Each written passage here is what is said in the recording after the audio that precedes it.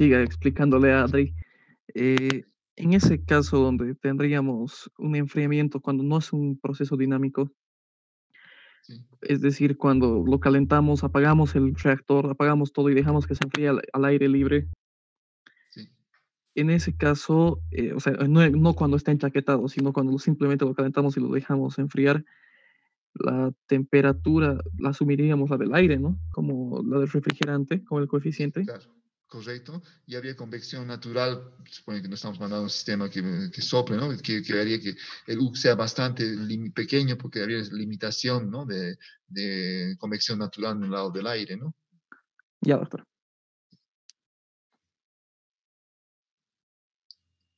Doctor, Entonces, entonces, para la parte de los balances de calor en las sí, operaciones adiabáticas, sí.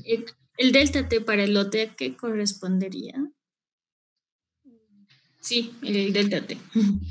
Eh, en Es torno del decir, U, esa diferencia entre el delta T que se toma en el lote y el delta T en los continuos, en el mixto o en el tubular, no lo tengo muy claro. ya. Pero usted me está refiriendo a la relación que tenemos que X es CP delta T sobre H o el U por A por delta T. ¿A cuál de los dos se está refiriendo? Al primero, al de X igual a CP delta Ok. T sobre Entonces, delta T.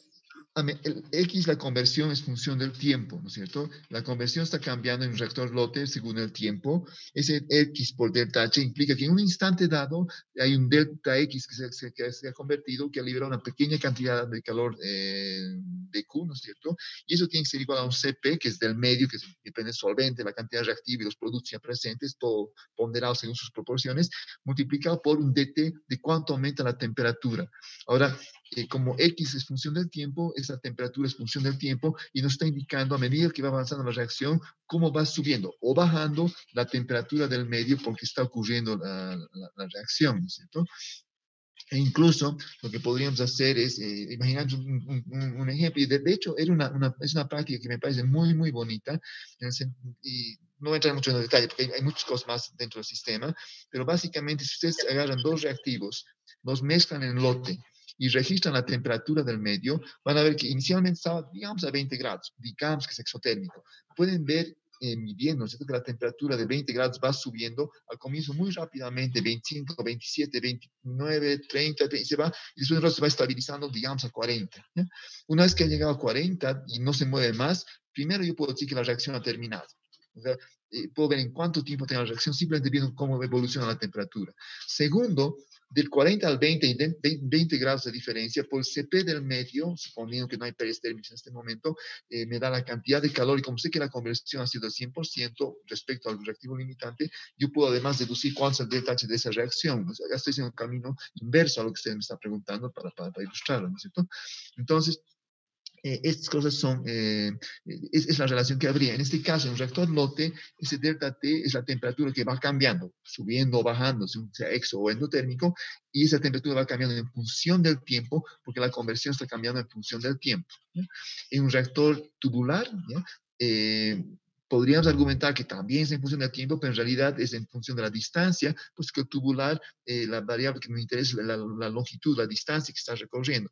Que hace que la temperatura vaya cambiando a lo largo de la distancia. Entraba a 20 grados, va subiendo la temperatura y la salida, suponiendo que la conversión sea completa, también está a 40 grados, y eso depende de cuán largo es, y eso va a estar relacionado hidráulicamente con la concentración, el flujo molar y todas las cosas que sabemos, ¿no? Pero va a ocurrir de esa manera, ¿no? Entonces, el delta T en el caso de un reactor lote está indicando la temperatura del medio, considerando la temperatura inicial que tenía, y esa es una temperatura que va cambiando en el tiempo, porque a medida que va avanzando el tiempo, la reacción va procediendo, ¿no es cierto? Al comienzo vigorosamente, rápidamente libera mucha cantidad de calor porque hay grandes cambios de delta X, y cada vez más lentamente, entonces la temperatura va estabilizando en un valor final que va a ser mayor o menor que la temperatura inicial, según que sea exotérmico o endotérmico, y cuya diferencia total, una vez que ya no se mueve la temperatura, me permite incluso deducir cuánto es el delta H de la reacción. ¿Sí? Está bien, doctor. Ya, piénsalo un poquito, si tienen todavía dudas me escriben, no hay problema, pero en realidad es tan básico este tema del balance de calor, y por básico quiere decir que es tan elemental, tan fundamental en realidad sería, ¿no es cierto? Que se aplica en un montón de cosas y todo depende de cómo lo estoy viendo, cómo lo estoy planteando como problema, porque me va a permitir deducir a qué temperatura me convendría entrar, a qué temperatura va a salir si no hago nada, deduzco un montón de cosas porque son simplemente eso, ¿vale? Un balance de calor, no es nada más, ¿no? Está bien, doctor. Y tenía otra pregunta. Sí, Si tengo reacciones paralelas que solo dependen de un reactivo ya, y tengo las cinéticas también, ya. el tipo de alimentación, Sí. influiría en algo. O sea, si solo tengo un reactivo, el tipo, sí, el tipo de Ah, alimentación. claro, afectaría en el sentido del volumen del reactor que necesito. Sería básicamente una reacción donde en el fondo no nos importa, porque finalmente, si tengo un solo reactivo, no puedo cambiar nada. Los dos tienen, si tienen cinéticas idénticas, para decir que son primer orden, o los dos son segundo orden, o lo que sea, entonces la proporción de P y AR va a ser la misma a una temperatura dada. La forma de seleccionar entre P y R va a estar un poco por la temperatura, si uno de los K es sensible a la temperatura o no, ¿no es cierto? Pero básicamente no puedo jugar con concentraciones, puesto que la proporción ya está dada por la cinética de las cosas que tengo, ¿no es cierto? Y a menos que uno sea primer orden y otro segundo orden, en el cual podría jugar un poquito con la concentración para favorecer una o la otra, eh, estoy bastante limitado sobre qué puedo hacer, ¿no es cierto? Porque se ha vuelto demasiado simple el problema. En casos como este, normalmente la única forma tener un efecto es jugar con la temperatura, o si las cinéticas son órdenes diferentes, ver en qué tipo de concentración alta o baja me convendría estar para favorecer un producto, ¿no? Donde sí va a afectar eso es respecto al volumen que va a tener el reactor, porque sabemos que concentraciones elevadas dan cinéticas más rápidas y eso hace de que se llama, por producir más o necesito un volumen más pequeño para producir una cierta cantidad de P o R o de la proporción P y R que tengamos, ¿no? Entonces, siempre son dos cosas, los volúmenes o los tiempos de la reacción necesario y la selectividad, y hay que ver sobre cuál de ellos podemos jugar para obtener, ¿no? Ahora, si son, por ejemplo, una reacción donde P es el enantiómero de R, por ejemplo, en el cual no hay diferencia en los casos, los dos, lo único que puedo decir es, amén, tengo tal proporción de enantiómeros, típicamente una relación mitad-mitad, ¿no es cierto? Y no voy a poder cambiar eso ni con temperatura, ni con concentración, lo único que tengo que hacer es diseñar para el volumen más pequeño. Entonces, ver qué cosas podemos optimizar, qué cosas podemos mejorar en un sistema respecto a selectividad o respecto a volumen o respecto a los dos, y recién en base a eso resolver el problema, ¿no? Está bien, doctor, pero por ejemplo, en el caso de las paralelas no nos interesa mucho el volumen, lo que nos interesa es la selectividad. Claro, pero una Mm. vez que no puedo mejorar la selectividad o la selectividad es imposible de mejorar, mi segundo objetivo tiene que ser el volumen, porque ¿de qué me sirve gastar un reactor 20 veces más grande que el que pondría para tener el mismo resultado? No tendría sentido. No puedo mejorar la selectividad, pero por lo menos voy a mejorar el volumen en ese caso, ¿no? Y económicamente, ¿ya? Si tenemos la parte económica, entonces ahí se vuelve ¿qué se llama? Una lucha en cierta forma entre selectividad y rendimiento y, se llama, y costo invertido, volumen del reactor, que hace que quizás no tenga la mejor selectividad, pero va a ser más económico, va a ser más beneficioso para mí. Entonces, obviamente, hay va a entrar otro criterio en cuenta, ¿no? Ahora, si nos vamos al pie de la letra donde nos interesa solo la selectividad, tenemos que usar todo lo que está en nuestro medio para mejorar la selectividad, tomando concentración, temperatura, tipo de reactor. Hay que ver qué cosas puede ser preferible, ¿no? Está bien, doctor. Y, por ejemplo, en el caso de que tenga varias reacciones en paralelo y también mis cinéticas sean diferentes, ¿Ya?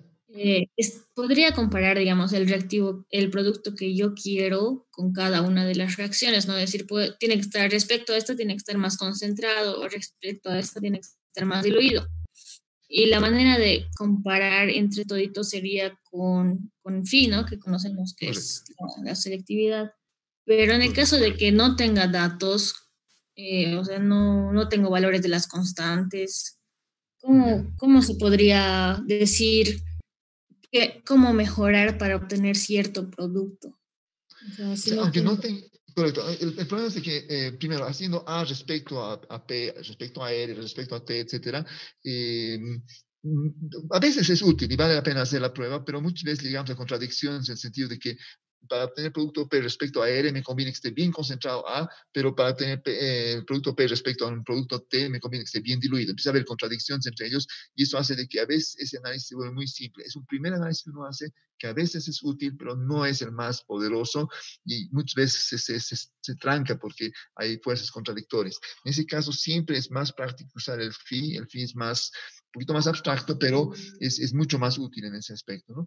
Ahora, aunque no tenga los valores de las Ks, muchas veces yo puedo observar una tendencia en el sentido que me conviene más aumentar la concentración de A o disminuir la de B o alguna cosa así, hay que ver. Y hay casos todavía en los cuales no puedo ver eso claramente y necesito los valores de K para poder objetivamente decir, aquí está el punto ideal, ¿no? Estamos hablando de diferentes niveles, ¿no? de comprensión. Si no tenemos los valores de K, de poco sirve, ¿no? Puede que todas las conclusiones que estamos viendo respecto a si me conviene concentraciones altas, A o B, etcétera, estén totalmente cambiadas por los valores que toman K, porque un K es monstruoso comparado con el otro y simplemente destruye cualquier argumento. Eso puede darse, ¿no? Pero para eso tenemos que tener los valores de K. Y si además de eso tenemos los valores de K en función de temperatura, podemos entrar a otro nivel un poco más profundo, ya más sutil, para poder encontrar temas de selectividad ideal, ¿no? Pero la idea es que, aunque no tengamos los valores de K1 y K2, tratar de ver una cierta relación. Por ejemplo, si A produce P y R, uno es primer orden y otro segundo orden con sus K respectivas, ¿no es cierto?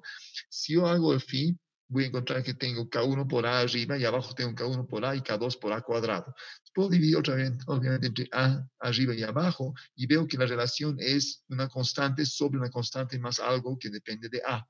¿Ya? Entonces, está claro que mientras más grande es A, más pequeño va a ser phi. Eso, independiente de los valores que puedan tomar phi, ya se vuelve una realidad, ¿no es cierto? Entonces, y a partir de eso ya puedo sacar conclusiones. Aunque no tenga los valores de phi, de K, como para poder decir, va a ser tanto, o el rendimiento va a ser tanto, o qué sé yo, o el volumen que necesito es tanto, no puedo decidir eso. Sí puedo darme cuenta que me conviene tener concentraciones altas o bajas de un reactivo, o dos, ¿no? Y por ejemplo, eso es lo que dice en el mismo caso, si quisiera saber qué tipo de reactor usar, tendría que graficar phi contra mi concentración para saber cómo es mi curva y saber cuál tiene Sí. el área mayor, ¿no? Pero si no tengo datos, ¿cómo podría darme cuenta qué tipo de reactor usar?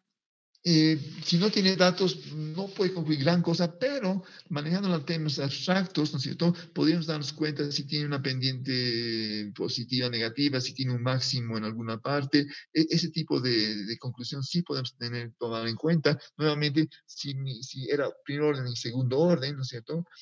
Simplificando, me va a dar un K1 arriba sobre K1 más K2 por A, ¿no es cierto? Entonces, aquí está claro, ¿no es cierto?, de que cuando A es grande, el valor de phi es pequeño y eso hace que la pendiente de phi contra A sea negativa. La primera, aunque no tengo los valores de K1 y K2, ya sé que tengo una pendiente negativa. Segundo, si derivo esto respecto a A y lo igualo a 0, voy a ver que no existe un máximo o un mínimo, entonces estoy simplemente en un sistema que es decreciente y donde cuando A es pequeño, el phi es grande. Entonces, eso ya no me va a permitir decir cuánto tengo, pero ya me permite deducir qué tipo de reactor o qué tipos de reactores, si hubiera un máximo o mínimo, me convendría usar. Entonces, en términos generales, todavía puedo sacar conclusiones, aún sin saber cuánto es K1 ni tener valores numéricos, pero sí observando si existe un máximo o mínimo y cuál sería la pendiente que tendríamos de phi contra A, aunque no tengamos valores de K1 y K2, sí puedo concluir, ¿no? Está bien, doctor. Y también otra pregunta, en el caso de que tengo igual solo un reactivo, porque cuando tengo dos reactivos, puedo ver la manera de cómo voy a alimentar al reactor, si es uno Perfecto. de a poco, entonces, pero si tengo solo un reactivo, ¿influiría igual eso en mis reacciones en paralelo? O si en mis Claro, reacciones en claro. paralelo influiría Otra vuelta, y volviendo al mismo caso, donde tengo una reacción de primer orden y de segundo orden que me produce P y R. ¿Ya? Hemos visto que el phi, como hemos visto ahorita, que es K1 sobre K1 más K2 sobre A. ¿Ya? Y supongamos que me han chantado un reactor tubular y no puedo escapar de eso. ¿Ya? Obviamente, por el tema de phi, al ser un valor K sobre un valor de K más K2 por A, ¿no es cierto? Me conviene que A sea pequeñito. ¿Ya? En un reactor tubular no puedo impedir que al comienzo la concentración sea alta. No me convenía, pero es lo que tengo, ¿cierto? Hubiera preferido tener un reactor mixto, porque en ese caso hubiera tenido mejor selectividad. Pero como solo tengo un reactor tubular, aquí me estoy poniendo trancas porque está en la argumentación, el uso de las palabras, el plantear un escenario, una situación dada, ¿no es cierto? Su abuelita le ha dado en herencia un reactor tubular y no tiene plata para comprar un reactor mixto y nadie le quiere canjear. Ok, ni modo, tenemos que vivir con esto. Entonces, si estoy usando un reactor tubular, yo podría mandar simplemente solvente a través del reactor tubular y la sustancia a hacer entrar por pequeñas porciones de diferentes puntos del reactor tubular. De esa manera me aseguro de que, aunque el tubular me permite tener concentraciones elevadas. En este caso, la concentración siempre va a ser baja en el reactor tubular y puedo llegar a tener un sistema que funciona bien, por ejemplo, ¿no es cierto? Entonces, se puede todavía argumentar algo. La cosa es argumentar entre el escenario, la situación donde estamos, los datos que tenemos y la estructura matemática del problema, ¿no? Que me permite decir, que me está indicando que tengo concentraciones bajas de A para tener una buena selectividad. Entonces, en este caso, porque estoy obligado a usar un reactor tubular, ya estoy decidiendo de que voy a usar el reactor tubular, pero alimentar en diferentes puntos el reactor tubular con pequeñas cantidades de agua. Listo, está resuelto el problema, ¿no? Ahora, ¿cuántas son las cantidades, etcétera? Ya es otro problema, necesitamos valores para eso, ¿no? Eso no podemos hacerlo, pero cualitativamente estoy resolviendo el problema, ¿no? Está bien, doctor. Entonces, en ese caso, podría alimentar mi reactivo en diferentes partes del reactor. Correcto. Solo teniendo una. Solo porque quiero tener una reacción, una concentración siempre pequeña de A, porque mi análisis de fin me indica que un valor pequeño de A me da una buena selectividad. ¿No? O sea, hay una secuencia lógica en base a la información que obtuve, ¿no? O que tenía. Ahora, ¿cuán grande va a ser el volumen del reactor? Ni idea. ¿Cuál va a ser la conversión en el reactor de su abuelita? Ni idea, porque no tengo los valores de K1 y K2. Eso ya no puedo responder, ¿no? Pero sí ver cuál es la forma óptima de manejar ese reactor tubular, sí he podido deducir, y para tener una buena selectividad, o la mejor selectividad posible del producto que quiero. Eso sí está resuelto. Está bien, doctor. Y tenía otra duda. En las reacciones de orden cero, donde no dependen de la concentración, ahí no Sí, importaría si está diluido o entra concentrado. correcto. Em, También es el tipo de alimentación o todos los otros factores. Tampoco importarían mucho, ¿no? Porque no depende de Claro, la concentración, entonces. correcto. Incluso la diferencia de reactor tubular y mixto me da lo mismo, cualquiera de los dos. En los dos obtengo lo mismo. O Está sea, con bien, el mismo doctor. volumen, quiero decir, ¿no? ¿Pero? Está bien, esa era mi pregunta. Sí, ok, correcto. Gracias. Gracias. Okay, espera. Nota también, ¿no? De que, aunque no me ha dicho cuánto es el K de la reacción, de esta reacción de orden cero, hemos deducido un montón de cosas simplemente usando la lógica. Ahora, ¿cuál va a ser el volumen? No sé, eso depende del K, eso ya no podemos responder ahorita, ¿no? Pero podemos llegar a conclusiones a muchos casos importantes, a pesar de que no tengamos toda la información. Y la habilidad es justamente sacar lo máximo de la información, dado los datos que tenemos. Es parte de la habilidad que tenemos que desarrollar siempre, ¿no? Sí, doctor. Ah, Doctor, una pregunta, le comenté igual por mensaje. En el caso cuando tengo entradas laterales de un reactivo y mi reactivo sí, en un tubular, o sí, también tal vez en una serie de reactores mixtos, ya, me comentó, o sea, ¿qué cosas cambiarían para el análisis? Porque encontré en otro libro que hace sí, diferenciales para cada parte, pero ya, que si se tomaba la entrada del reactivo constante, eso sí, simplificaba muchas cosas, decía, ¿no? sí. Pero no entiendo cómo, igual en el libro hace el análisis con entradas laterales, pero no entiendo bien, o sea, cómo es su resolución, porque Claro, varía. o sea, es una, se llama, es una reducción matemática que es útil para tener una buena idea. La forma más correcta es hacerlo en forma completa. Volvamos al tema de un reactor tubular, donde estamos añadiendo en, digamos, 10 partes diferentes una pequeña cantidad de un reactivo, para ver qué va a pasar, ¿no? La forma completa de hacer eso sería, por lo menos matemáticamente, agarrar mi reactor tubular, serrucharlo en 10 pedazos y en cada parte poner, está entrando una concentración de, digamos, 2 molar y está saliendo del primer reactor se llama? ¿No es cierto? Luego al siguiente está entrando otra vuelta que hace que nuevamente suba 2 molar y está saliendo otra vuelta 1 molar.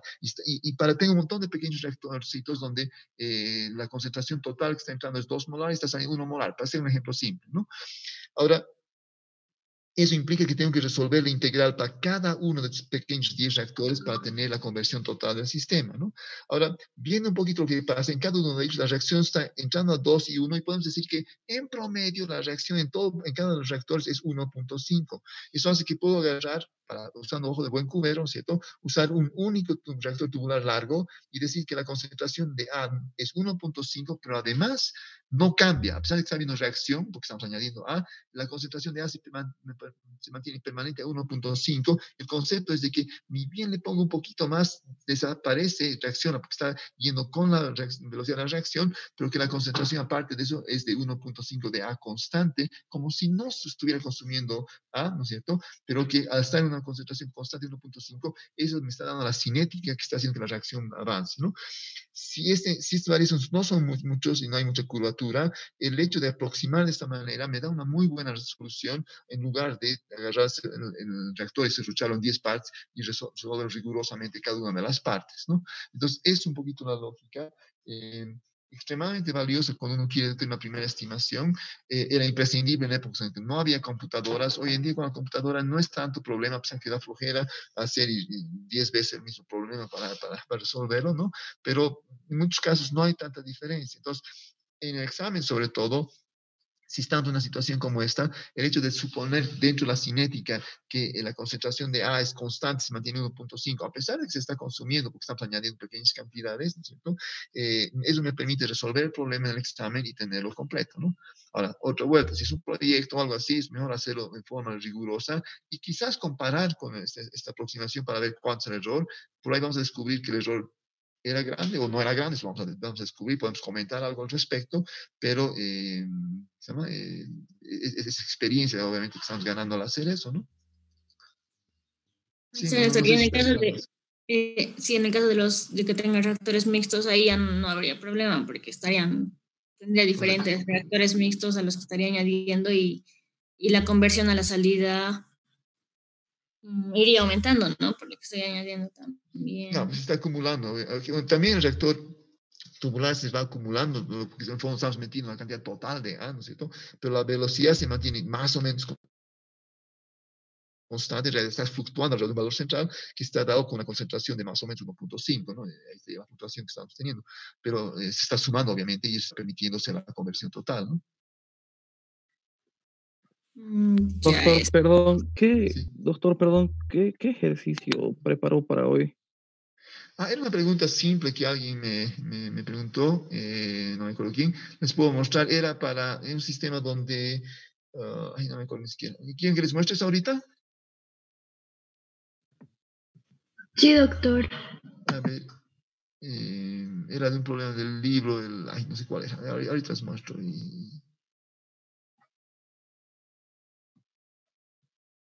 Si ya lo han hecho, ya está claro para ustedes, me dicen, no hay problema. Era esta de acá, ¿no? Donde tenemos que X se añade en polvo a un reactor lote, ¿no es cierto? Se disuelve y se hidroliza hasta Y, y Y se está descomponiendo lentamente hasta Z con una cierta cinética, ¿no? Con una constante, ¿no?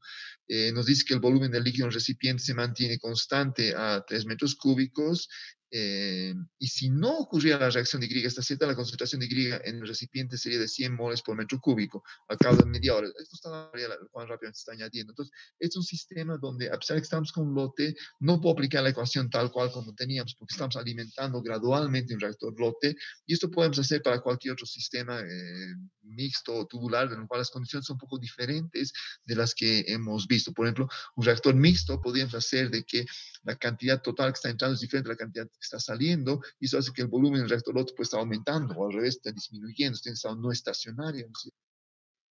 eh, requiere un planteamiento un poco diferente, ¿no? Entonces, ese era el problema. No, no sé, creo que otra persona también me hizo, dos personas me han hablado sobre este problema, pues también lo resolví. No sé si ustedes lo han podido resolver o han tenido también dificultades con esto, ¿no? Eh, las preguntas nos dicen cuál es la máxima concentración de Y en el recipiente y en qué tiempo se alcanza y cuál es la concentración de producto Z después de una hora. Entonces son dos preguntas.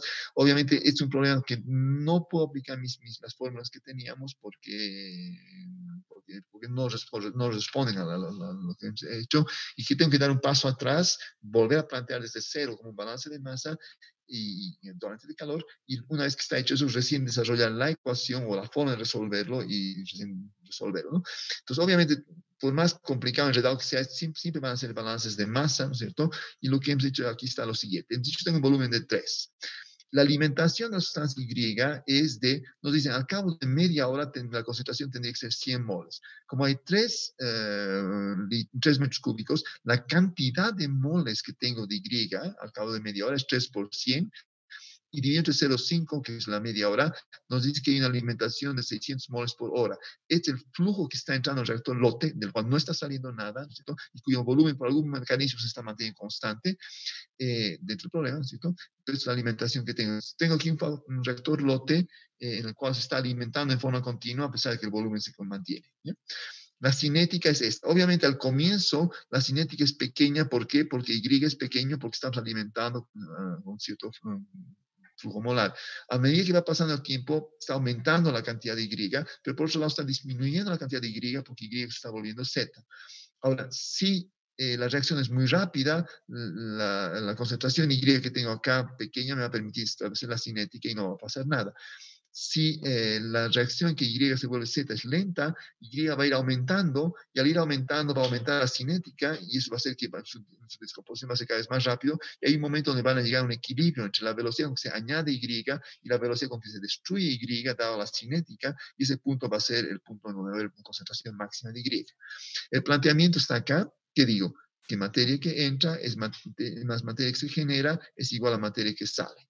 ¿Cuánta materia está entrando? Fy que hemos calculado en base a los datos simples de 100 molar en 100 moles por metro cúbico en un total de 3 metros cúbicos en media hora, ¿no? Es la alimentación que estamos dando. El RA está dado por la cinética, como es aquí el RY por el volumen. ¿Por qué por el volumen? Otra vuelta. Las cinéticas son, la idea del concepto de cinética es moles por segundo, moles en tiempo que están desapareciendo, no concentración que cambia en el tiempo, que es el tema que otras personas también me han comentado. Tengan cuidado, mis balances, todo está en base a moles, no a molaridad.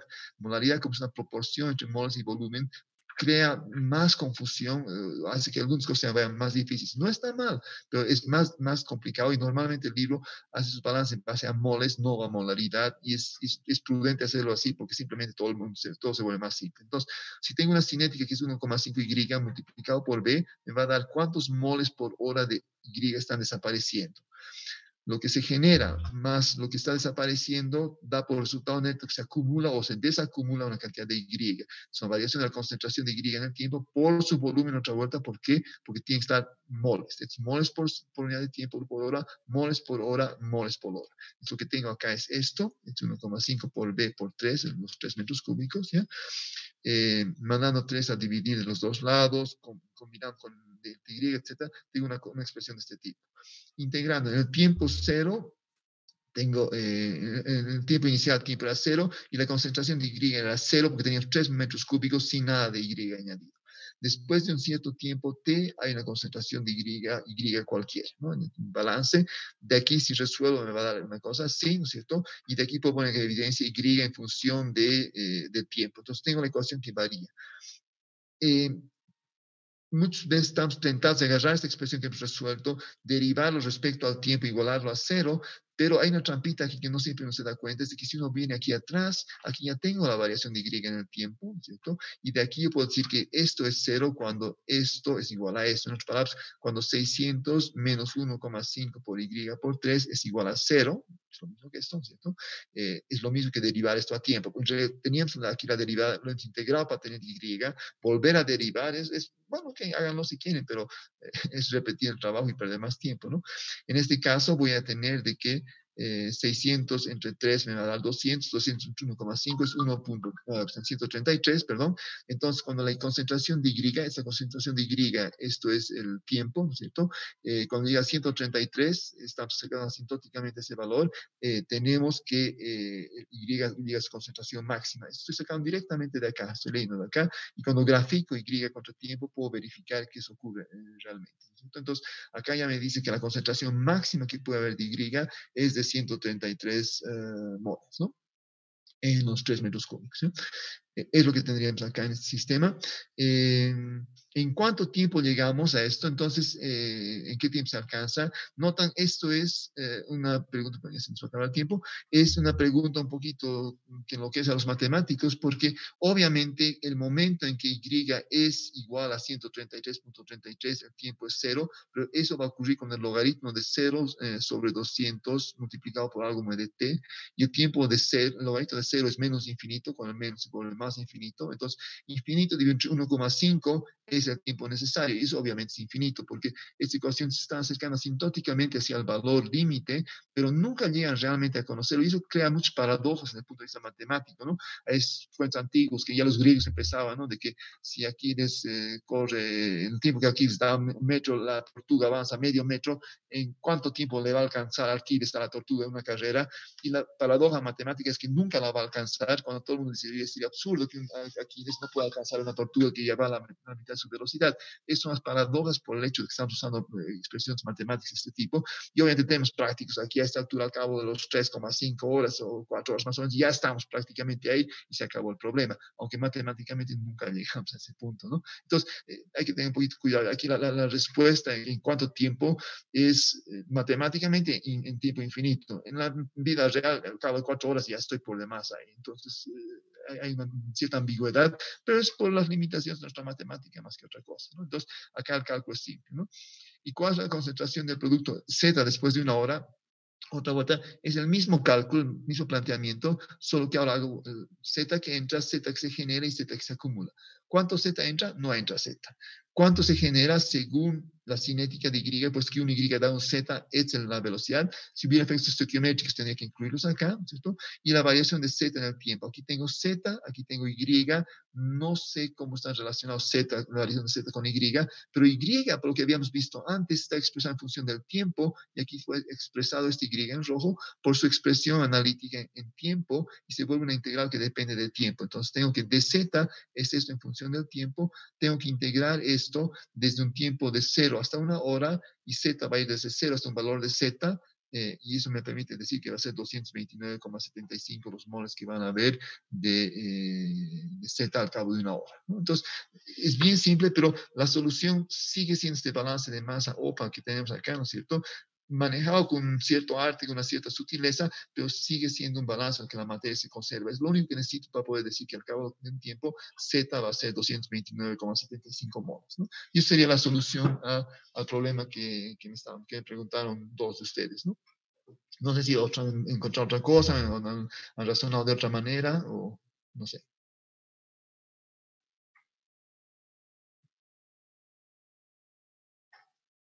No, doctor, creo que está bastante claro. Ya, ok. Doctor, por favor, para la siguiente y última clase que vamos a tener, Sí. no se olvide, por favor, bueno, al menos yo he intentado de fracciones no estequiométricas y he sufrido, no he podido. Entonces, si puede desde el miércoles explicarnos cómo es lo de las fracciones no estequiométricas, le agradecería. Ya. Y por Ok. último, hay un ejercicio que nos dijo que lo iba a resolver, que era con balances simples, que era que el sistema de térmico se rompió y que solo metíamos calor de manera intermitente. Sí, ok, ok. Esos dos, por favor, doctor, no se olvide para que con eso ya estemos más claros. Ok, eso más eso preparo para la próxima clase, ¿listo?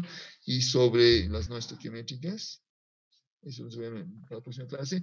Y les tengo que mandar el sistema para calcular velocidades, ¿no? ¿Qué se llama? Con MATLAB para reacciones autocatalíticas, ¿no? Eso les voy a mandar en un cachito. Es dos cosas que tenemos entonces para la próxima clase, ¿sí? Sí, doctor. Y Ok. ahora yendo a términos más prácticos, ¿cómo vamos a dar el examen? ¿A qué hora? ¿El oral? Todo.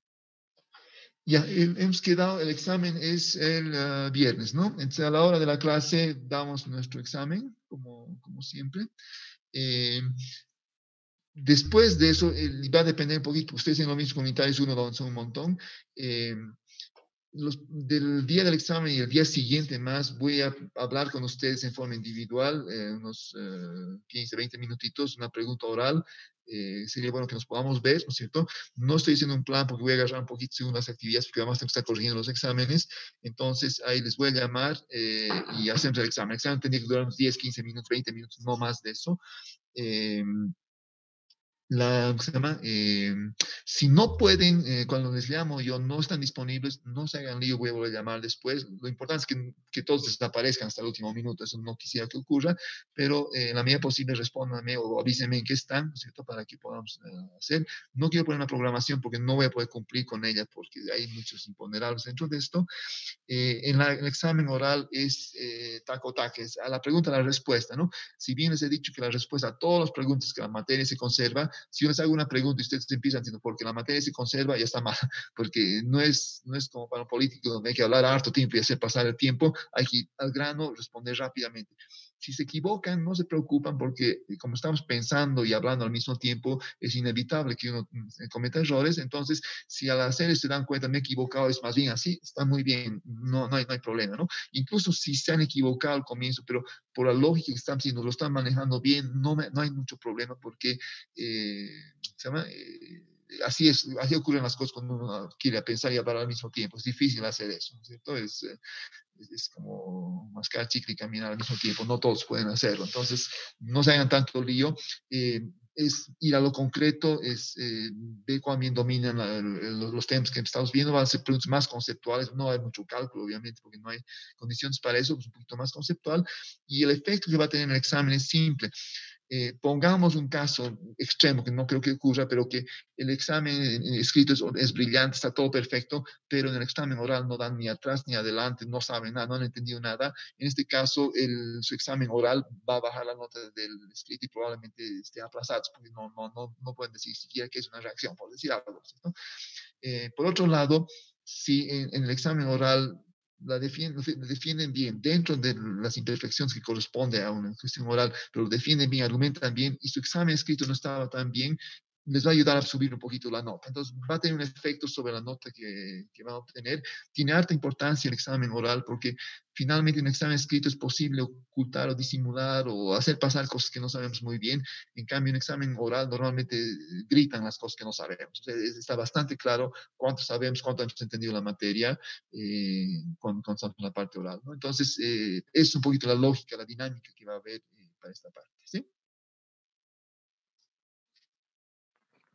Está bien, doctor. Y no sé si ya ha logrado plantear, pero más o menos cuántas preguntas, de cuántas preguntas constaría el examen o cómo. No sé, en unitarios uno por el momento me estoy quedando con 3 preguntas simplemente y la cuarta va a ser la oral.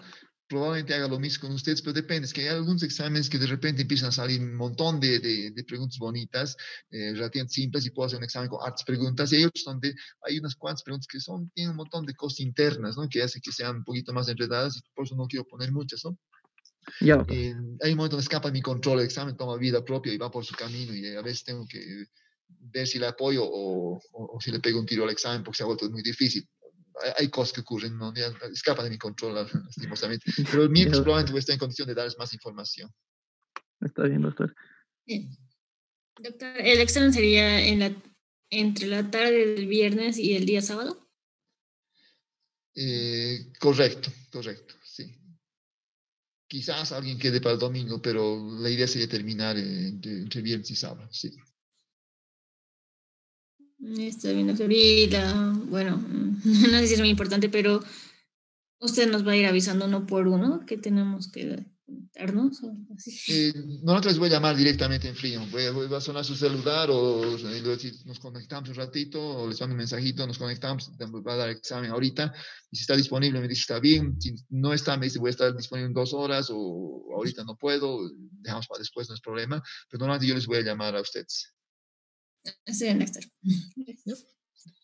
Ok. Nos queda menos de un minuto. En eso estamos por el momento, entonces cuídense. Cualquier preguntita me mandan todavía celular. Ahorita ya tengo que empezar a correr para preparar los exámenes, o sea que no voy a estar todo el rato respondiéndoles, pero puedo aclarar todavía un par de dudas y voy a tener preparadas tus cosas para la próxima clase, ¿de acuerdo? Está bien, doctor, gracias. Gracias a ustedes. Cuídense. Hasta Hasta luego. luego, doctor. Hasta luego, doctor. Chao, hasta luego.